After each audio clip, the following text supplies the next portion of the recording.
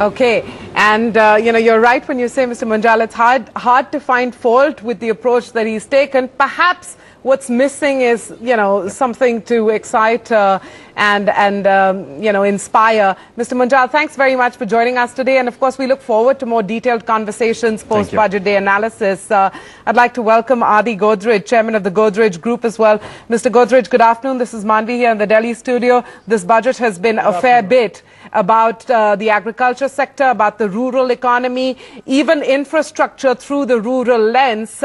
Net, I imagine you're pretty pleased with this budget. Well, overall, I think the budget has tried to address the difficult global situation and the difficult situation in India reasonably well. I think the best feature of the budget is that he has stuck to the 3.5% fiscal deficit target. I think that will be very useful. I do hope the Reserve Bank governor will reduce interest rates very soon as a result. I think, as you mentioned, there were very good points on agri-reforms, rural electrification, the social sector, the fact that shops will be allowed to be open all 7 days of the week. So there are many good features: affordable housing benefits, interest deductibility on housing are good provisions. I think the only thing I found a bit negative in the budget was the additional tax on dividends. Now dividends are being taxed in two manners: a dividend distribution tax, and for those who receive higher dividends, dividend-based income tax. I think this will cause some confusion, especially for foreign companies. I think it will also mean that the overall taxation on investments in listed companies will be quite high.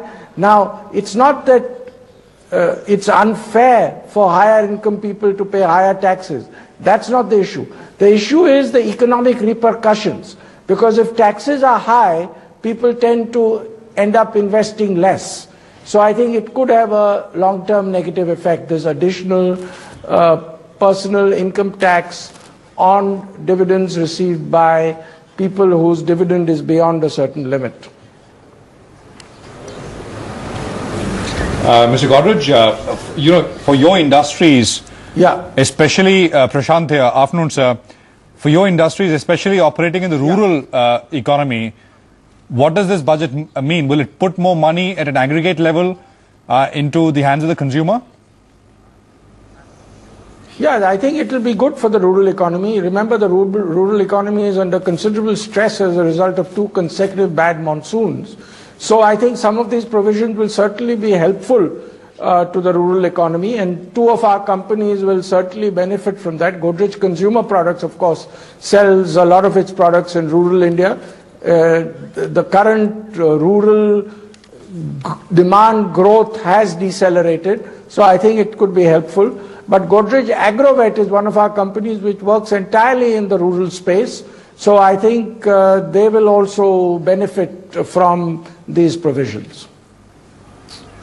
Broadly, no, as far as tax changes are concerned, no cut in corporate tax rate, as was widely expected. Are you a little disappointed because of that? There is a cut for small and medium enterprises. Unfortunately, they haven't cut. They have taken away some of the exemptions from all companies, but they haven't cut the rate as was expected. Yes. So I'm not particularly disappointed, because the expectation was 1 percentage point. It's not going to make much of a difference. I hope in the next budget we see, instead of a 1% cut, a 2% cut in the next budget. On personal tax as well, I mean, I don't think there was expectation, but there is no cut as well, right? I mean, personal tax rates. No, but I think it might have been good if they had raised the exemption limits at each tax slab, because that would have led to better revenues in the hands of families, which could have led to better consumption, and they could have recovered that through higher collection of indirect taxes and corporate tax. So I think that is something that could have helped. I think there are some benefits in terms of deductibility of interest, other deductions from tax payments for consumers. So just look at it from another lens, which is the real estate lens, and that's a portfolio that you have within the group as well.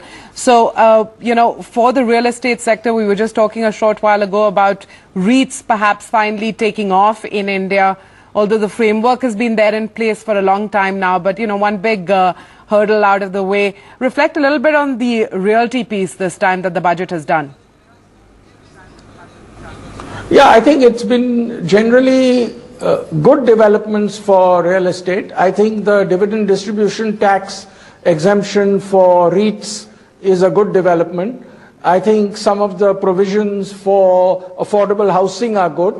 I think the provision where deduction of interest on housing loans, which has been increased, will be good. So overall, there are good provisions for the realty sector, I would feel. Okay, we're going to leave it at that, Mr. Godrej. Thanks very much for joining us this afternoon. Always a pleasure to have you here on NDTV. Good talking to you. On NDTV Profits. Final thoughts from our guests right here in the Delhi studio.